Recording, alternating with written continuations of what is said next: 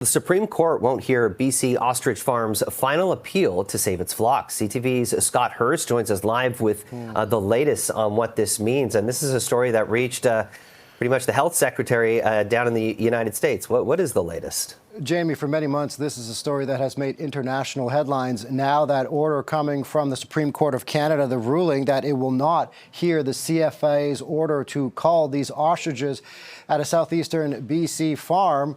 Well, it's being met with significant amount of anger, disappointment, and outrage from those at the farm and the groundswell of supporters who have been fighting for many months to save this flock, as the owners have been opposing a cull order from the Canadian Food Inspection Agency. And over that time, the farm has seen a groundswell of supporters show up at the farm, stand with the owners, and stand with their fight, including, as you mentioned, high-profile endorsements from south of the border.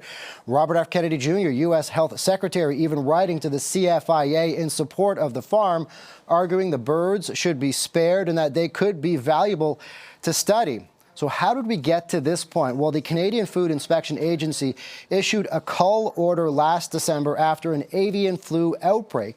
The owners of the farm have since been fighting the cull order, arguing the surviving ostriches show no signs of illness and should be spared.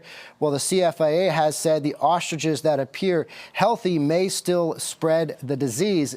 It appeared the cull order was going ahead in early September, but an emergency stay was put on that until the Supreme Court could rule whether or not it would hear the case. Since that time, the birds have been in the care of the CFIA, and despite ongoing opposition from farmers and supporters and accusations the birds had been mistreated. So now we heard from the Supreme Court of Canada, Jamie, that they will not hear this case. And at this point, it appears now there is nothing legal stopping the CFIA, the Canadian Food Inspection Agency, Jamie, from going ahead with this cull and killing the hundreds of ostriches at this farm.